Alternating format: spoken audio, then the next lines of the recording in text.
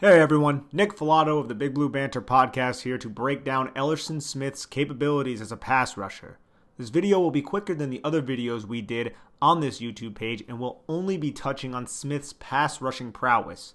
Please stand by for videos of him against the run and maybe some of the things that Smith has to work on as his professional career takes off.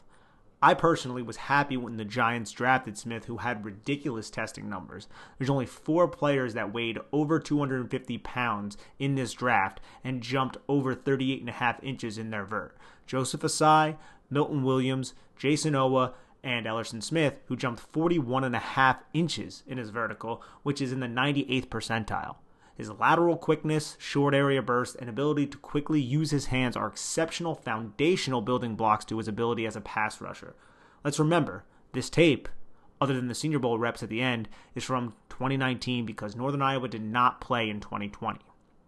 Pass rushers are typically taught to keep their active hand open in order to grab cloth, because getting a piece of the offensive lineman's laundry can result in control, which may force that offensive lineman to lose balance and put the defender into an advantageous position. We see that right here against Weber State.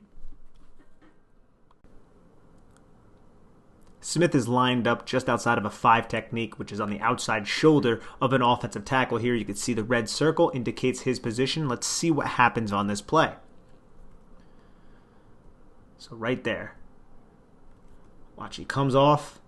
Now he sinks his pad level a little bit, and Elerson Smith's about 6'6", so it's difficult for him to win the leverage battle against offensive linemen most of the time. It's something I feel like he has to work on, but is able to use his upper body strength to take advantage of a tackle who is not an NFL caliber tackle, if we're going to be realistic here.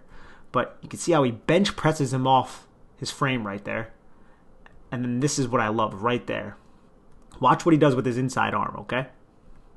Grab cloth. You can see that right there. He's grabbing this cloth and he's pulling the inside shoulder down. And you can see the momentum of the offensive tackle coming forward. And you see Elerson Smith, he's square. He's balanced. He's ready to move in whichever direction he needs to move in.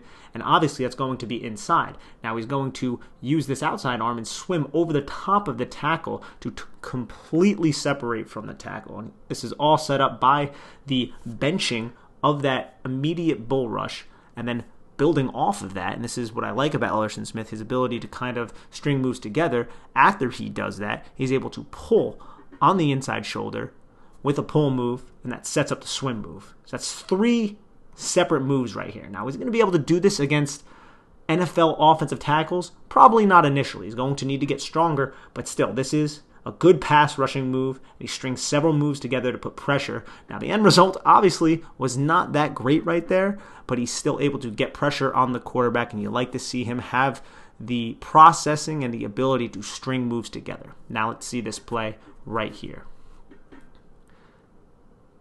So you see a strong punch again there from Elerson Smith. Now, he doesn't really bully Dylan Radunz's back, who was a day 2 pick in this draft cycle.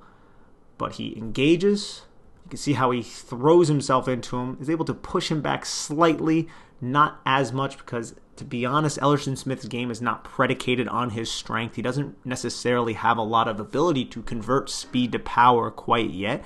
Yet he just put about 60 pounds on his frame. He was recruited to be a tight end. He's kind of still growing into his body, to be honest, albeit he was a senior, but he's still getting used to all this weight. So one would hope that he's going to be able to develop strength in his pass rushing game, especially in his run defense game, which will be reserved for another video. But that's what I love right there. He gets initial push, initial pop, can't generate any power from his base, isn't in a great position, but he still keeps his eyes on Trey Lance, gets his big 10.5-inch hands up there, knocks the ball away. Now we see Smith at about a 5 technique here, and he slants inside to go up against the guard, and he doesn't really affect the play here, but let's watch and see what happens. You see it's a little quick dump off right there. Doesn't necessarily crash into the pocket, but I love the active hands. That's what I love to see right here. He slants inside against this guard, and watch, he attacks that outside arm of the guard, clubs it down, and then while he's doing that, using his outside arm to do so, he brings his inside arm over the top. That swim move, something like we saw against the Weber State kid just a bit ago. then he's able to separate. Now, he's not able to turn that corner, and the guard, Iowa State guard, this is a Power 5 guard, is able to ride him away from the quarterback. But I still like to see that pass rushing ability and that ability to quickly put that move together. Just need to finish there. We have Smith right here, and we have a triple Y formation right here. 3 tight ends to the field side. Now, let's see exactly what happens.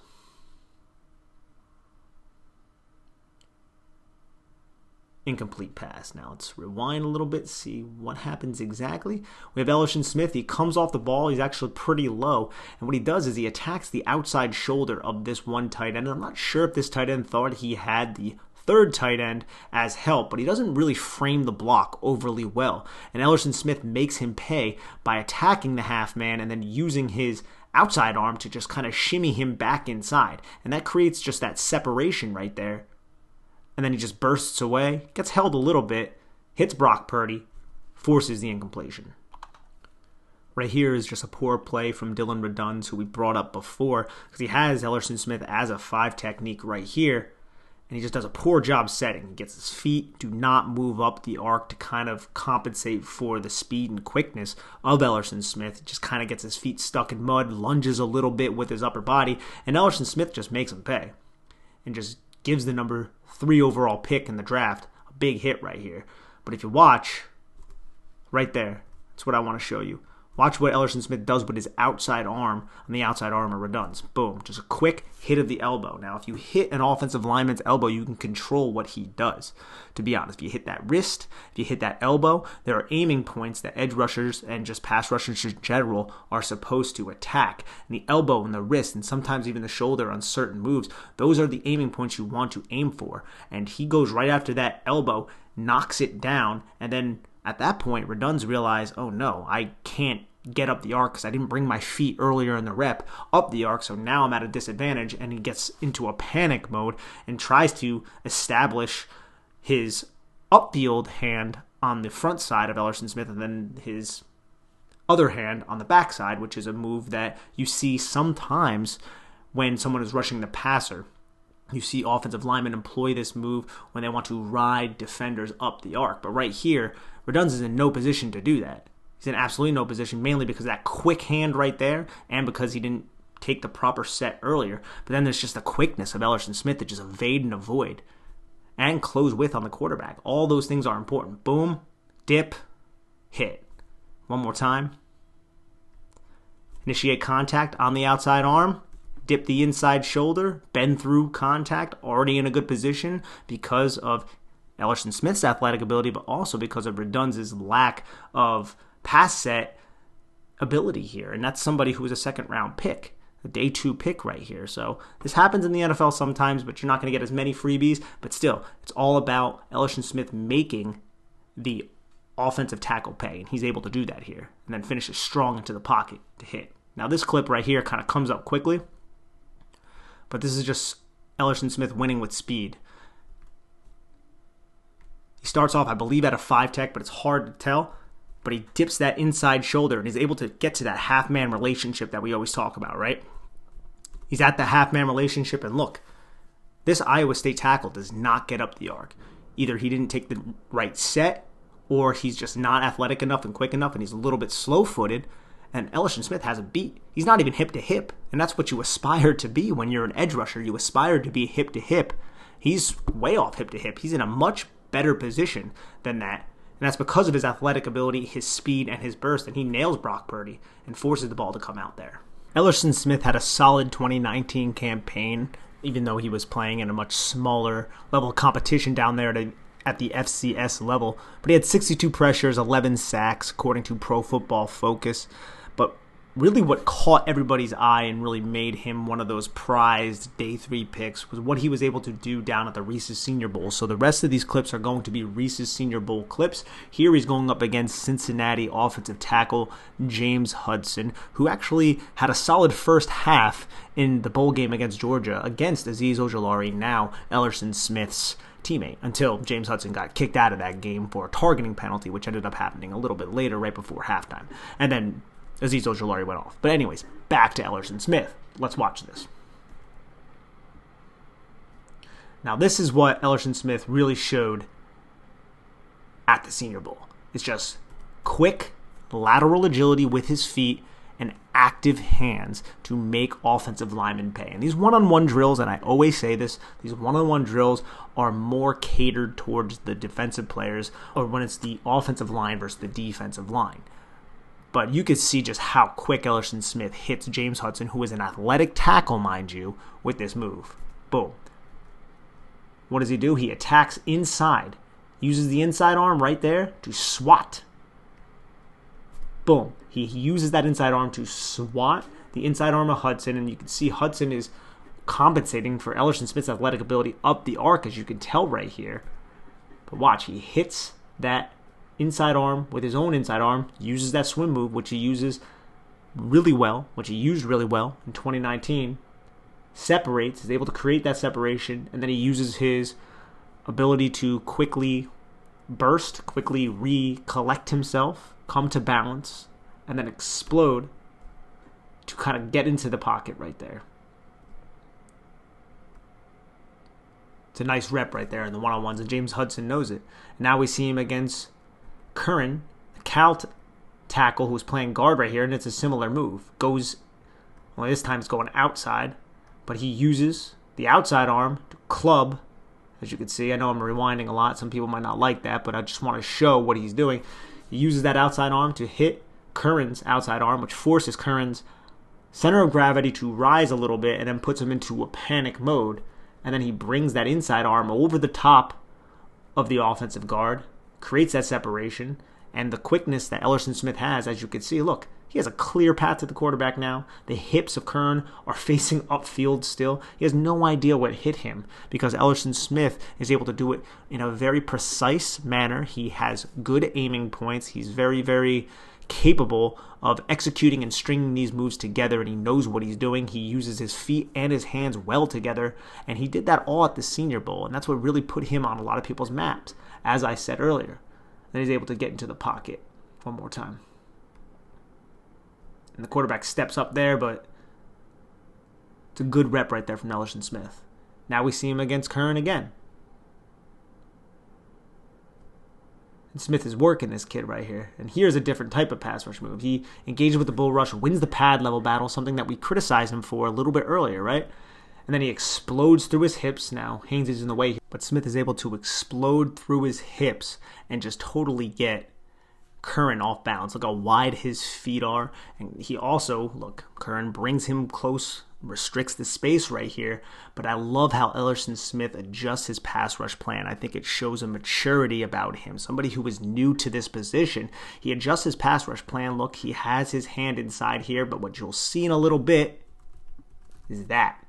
Keeps that hand open. He grabs cloth. And look at the offensive lineman right now. Totally off balance and in no position to execute a block because Elerson Smith has completely manipulated him. And Elerson Smith has showed his ability to rush the passer here and string moves together. Because this is an initial bull rush. He actually wins the leverage battle here and then just uses strength to push this Cal offensive lineman backwards. And you can look at the footwork of him. Look, he's way up in the air here trying to unlock that posterior strength to absorb the contact of Elerson Smith. And while that's happening, Elerson Smith uses that inside hand placement to control the offensive lineman. And then he grabs the cloth, like we say, right there to pull the balance and the momentum forward of this offensive lineman and then separate to crash the pocket. That's a really good rep. Let's go over it one more time.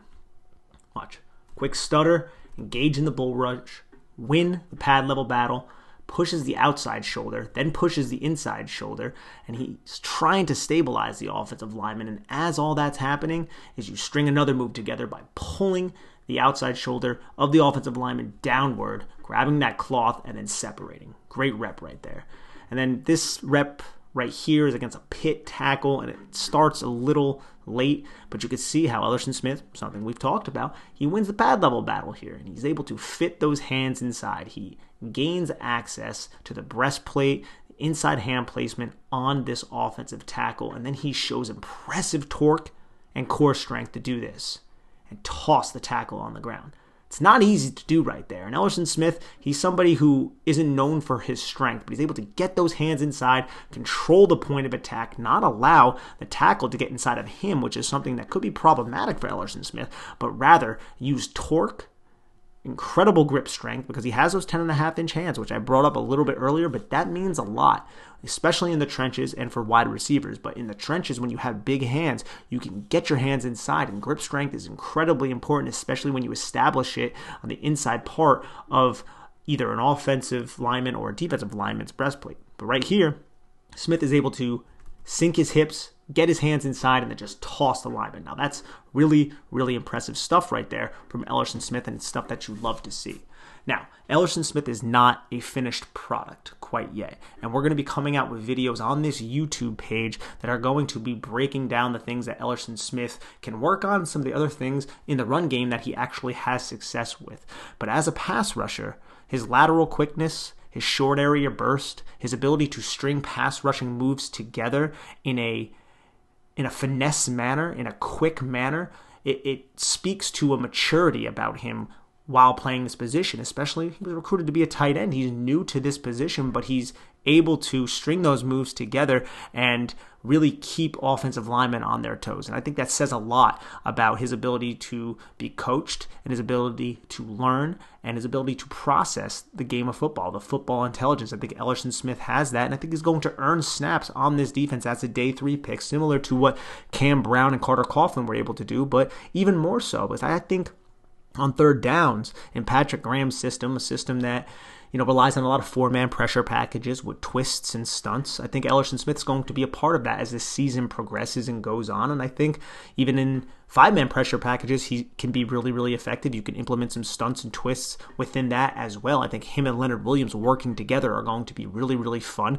A lot of these clips, you saw him as a 5 tech. A lot of the clips that you see of him, he plays 4-eye. I think he's going to be a little bit more outside. You can drop him into space if you need to. He can use that length, and he can rush the passer. I think he's going to need to be a little bit stronger against the run, which we'll do a video on that here in a little bit. But I think that can be developed possibly as he grows into his body, because he's put like 60 pounds on his frame because he was, like I said, recruited as a tight end. So I think the upside is really, really high with someone like an Elerson Smith, and there's only room to grow. So please pay attention to the other videos that are going to be coming out, and please subscribe and like and comment on this video.